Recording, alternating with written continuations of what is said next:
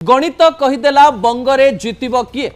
पश्चिम बंगर अनेक गुड़िए तथ्य सामना को आसुवा बेले जो माने ग्राउंड जीरो रे बुलुचंती, जो माने ग्राउंड जीरो रे तथ्य संग्रह करुचंती, जो माने पश्चिम बंगर राजनीति को बुझीचंती, जो माने 2026 निर्वाचन को अन्य एक लेंस रे देखुचंती, से माने निर्वाचन को केमती देखंती एवं पुराना अंक को नहीं नुआ अंक केमिति कसंती से तथ्य आजिर असल कथारे आपणक निकटरे मु रखिया पई जाउची।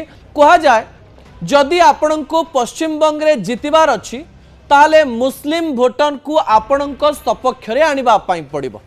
पूर्वरु लेफ्ट पार्टी कहंतु, कांग्रेस पार्टी कहंतु किंबा टीएमसी आसीबा परे ममता बनर्जींकर पॉलिटिक्स को एइथिरे मुस्लिम भोटर तांकु सबुठारु अधिका साहाय्य करिसंती। अर्थात पश्चिम बंगरे मुस्लिम भोटरकर संख्या सबुबेले गोटिए निर्वाचन को प्रभावित करिछि एवं किए मुख्यमंत्री हबो सेथिरे प्राय 27 रु 30% मुस्लिम भोटर ही सीधासलख भाव में राज्य राजनीति को प्रभावित करते।